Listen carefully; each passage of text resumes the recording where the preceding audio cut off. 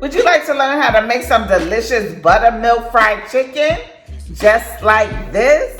Well, in this episode of the Lisa D's Delight Show, I'm going to show you how to make the most delicious buttermilk fried chicken. It's going to be nice and juicy and moist on the inside, crispy on the outside. You make your buttermilk fried chicken like this, it's guaranteed to be off the chain. Lisa D Delight. You hungry?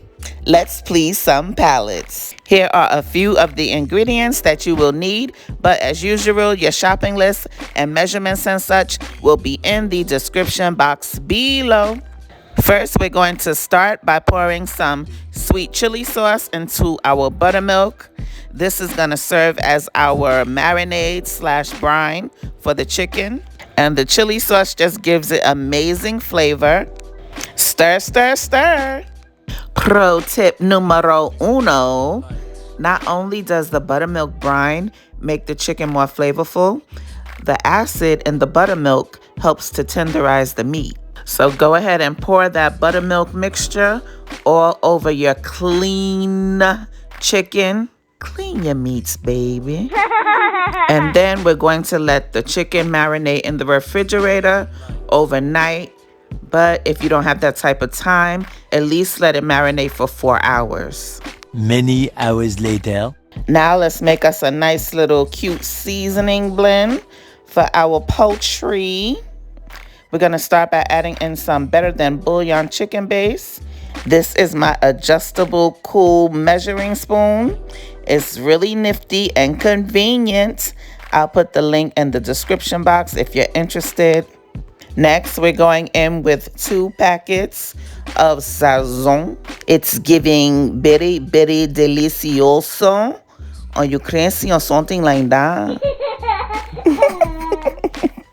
Child, don't pay me no mind. Making all these damn videos has got me delirious. Next, add in some of Chef Paul's Poultry Magic. And then add in some kicking chicken so that it can be finger licking. Bars. Please pray for her. That child needs sleep. And also add in some garlic powder, some onion powder, and some herbs de Provence, or good old Italian seasoning. I'm not using any salt because most of the seasonings that I'm using already have salt in them. But if you don't have the seasonings that I'm using, just use some good old seasoned salt, some onion powder, garlic powder, and some black pepper, and you'll be Gucci. Now mix that all up real fast like this. And then pour all of that flavorful yumminess all over the chicken. And then massage it in real good and fast like this. Then next, pour some flour all over the chicken.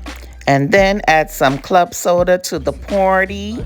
Pro tip number 2. The carbonation in the club soda makes the batter light, airy, and crispy. You're welcome. Now mix that real well and fast like this. Now just let this sit for a few minutes while you get your oil nice and hot to 350 degrees. In the meantime, you can walk the goldfish, let the cat out, play with the dog, child. Once you tend to all of your fin and fur babies, then it's time to get back to the recipe. So put some flour in a bowl. I'm using self-rising flour, but any kind of flour will do. And add a little cornstarch to the flour. And then add in some sazon, as well as some poultry magic. We're not going to over-season the flour because the chicken is already seasoned. So we're going to put just enough seasoning in the flour and taste it. Taste your flour to make sure that it's seasoned properly. If the flour doesn't taste like it's hitting on nothing, then your chicken won't be hitting on nothing. Purple. Now mix that real fast up. Y'all got me tired, child. Y'all know what to do. Now we're just going to dredge our chicken into the flour mixture. But make sure you wipe off the excess before you put it in the flour. And then you just want to make sure you get it all nice and coated, just like so. Be sure to also knock off the excess flour. And if you have a wire rack, that would be ideal to rest your chicken on. And then, of course, repeat until all of your chicken is nicely coated. Oh, and also give the chicken a little squeeze to try and adhere the coating on really good. Pro tip number 3, allow the coating to sit on the chicken for at least 15 minutes or so before you fry it. This allows the meat to come up to temperature because you never want to cook cold meat. And by letting it sit for a few, it allows the flour to set so it can be up and it's stuck. Lisa D delight. I'm using my deep fryer, but a good old cast iron pan will do. But you just want to make sure that your oil is at 350 degrees, because if your oil is not hot enough, you'll end up with a soggy mess, child. That's why I love this deep fryer, because it tells me the temperature. If you're interested, you can find one on my Amazon store. Lisa D delight. Yes, God. This here is my weakness. I love me some fried chicken, child.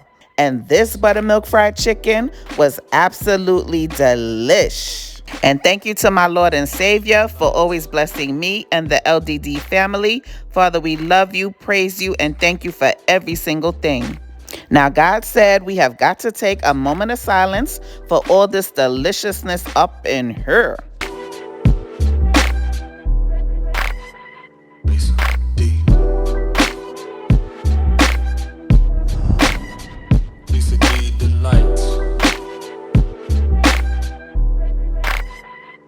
This buttermilk fried chicken is another addition to my holiday series and also Soul Food Sunday.